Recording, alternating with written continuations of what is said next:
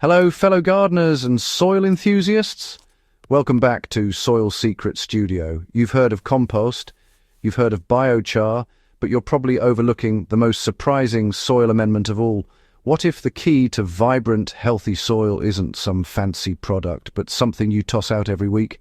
Get ready to rethink everything you thought you knew about gardening as we unveil cardboard's shocking new role in soil health. For decades, gardeners have reached for the usual suspects when looking to improve their soil. Peat moss has long been celebrated for its water retention capabilities, yet its harvest destroys ancient ecosystems and releases massive amounts of stored carbon back into the atmosphere.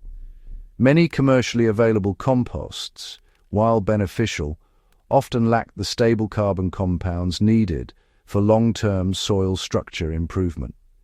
They provide a quick nutrient boost, but decompose rapidly without building that lasting foundation your soil craves. Biochar has emerged as a modern champion in the soil health arena, and rightfully so. This charcoal-like material creates permanent pore structures that house beneficial microbes and retain nutrients for years, even decades. However, producing quality biochar requires specialized equipment, significant energy input, and a specific pyrolysis process that puts it out of reach for many home gardeners. The price tag alone can make regular, widespread application prohibitive for those working with modest budgets. While biochar certainly has its place in regenerative agriculture, there's a compelling case to be made for exploring more accessible alternatives that don't require industrial processing or substantial financial investment. Strip away the shipping labels and tape, and you'll discover that cardboard is essentially compressed plant fibers waiting to return to the earth. The cellulose and lignin that form cardboard's backbone are the exact same compounds that create humus, the dark, nutrient-rich substance that defines healthy soil. This isn't some chemical coincidence, but rather a fundamental alignment between what soil needs and what cardboard naturally provides. The corrugated structure of cardboard creates something truly remarkable when introduced to your garden beds.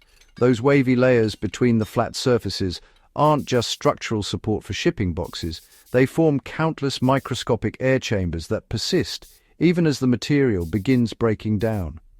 These pockets become highways for oxygen movement, ensuring plant roots can breathe even in compacted conditions. Simultaneously, the cellulose fibers act like tiny sponges, absorbing water during irrigation or rainfall and releasing it slowly as the soil dries. This dual action of aeration and moisture management happens automatically, requiring zero maintenance once the cardboard is in place. Getting started with cardboard in your garden requires minimal preparation but delivers maximum impact. Begin by collecting plain brown corrugated boxes, avoiding anything with glossy coatings, excessive printing, or wax treatments. Remove all tape, staples, and stickers, as these contaminants can persist in your soil long after the cardboard has decomposed. For traditional garden beds, flatten your boxes and lay them directly over the area you want to transform, overlapping edges by at least 6 inches to prevent gaps where weeds might sneak through. The lasagna gardening method takes this concept further by creating entirely new growing spaces without disturbing existing soil. Start with a thick cardboard layer directly on grass or weeds, then alternate between carbon-rich materials like shredded leaves and nitrogen-rich materials like grass clippings or kitchen scraps. Build up to 12 inches or more, water thoroughly, and let time do the work. Within months, you'll have rich, friable soil teeming with life, all without ever turning a spade. For raised beds, line the bottom with cardboard before filling with soil to suppress grass and weeds from below while adding that valuable carbon component. Shredded cardboard works beautifully as a mulch around established plants, though you'll want to cover it with something more aesthetically pleasing like wood chips or straw. The shredded pieces break down faster than whole sheets, feeding your soil ecosystem more rapidly while still providing weed suppression during the growing season. When cardboard enters your soil, it becomes a buffet for countless organisms working tirelessly beneath the surface. Fungi, particularly the saprophytic species specialized in breaking down woody materials, colonize the cardboard first. Their thread-like hyphae penetrate the cellulose fibers, secreting enzymes that unlock the carbon stored within. This fungal activity creates entry points for bacteria, which follow behind, consuming the partially decomposed material and further transforming it into plant-available nutrients. Earthworms are drawn to decomposing cardboard like a magnet, pulling pieces down into their burrows, where they mix it with mineral soil particles. As worms digest the cardboard along with soil, they create casts rich in nutrients and beneficial microbes, essentially inoculating your garden with probiotic soil amendments.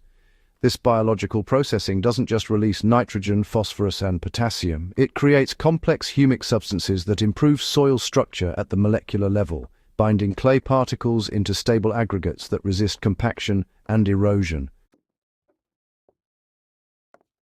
The transformation from cardboard to soil organic matter happens remarkably quickly under the right conditions. In warm, moist environments with active microbial populations, a cardboard layer can break down substantially within a single growing season. Unlike synthetic amendments that simply add nutrients, this decomposition process fundamentally restructures your soil, improving its ability to hold both water and air while creating habitat for the organisms that keep plants healthy naturally. For the average gardener working with typical suburban yards or community garden plots, cardboard presents advantages that biochar simply cannot match. Every online purchase and grocery store trip generates potential soil amendments that would otherwise fill landfills. There's no learning curve for production, no investment in equipment, and no concerns about proper application rates. You're simply returning processed plant material back to the earth in a form that's immediately useful. The environmental mathematics strongly favor cardboard for home-scale applications. While biochar requires harvesting biomass and processing it through controlled combustion, cardboard repurposes industrial byproducts already created for other purposes. Using cardboard in gardens captures carbon that trees sequestered during growth, keeping it in the soil system rather than releasing it through landfill decomposition or incineration. Each box you bury represents carbon drawn from the atmosphere and returned to terrestrial storage, contributing to climate solutions right in your backyard. Long-term cardboard integration transforms gardens in profound ways. Soil that regularly receives cardboard amendments develops deeper, more resilient structure that withstands both drought and heavy rainfall. The enhanced organic matter content means you'll need less supplemental fertilizer, as nutrients remain plant available rather than washing away with irrigation.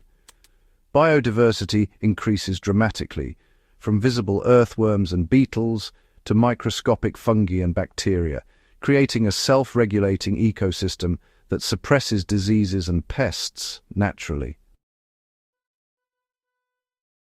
Don't throw out those shipping boxes. Transform them into black gold that feeds your soil and plants for seasons to come. Start small with a single bed or pathway. Observe the results and expand your cardboard use as you see the benefits firsthand. We'd love to hear about your experiences. So drop your stories in the comments below. If you found this guide valuable, hit that subscribe button and share this video with fellow gardeners looking to build healthier soil sustainably. Let's grow together, one cardboard box at a time.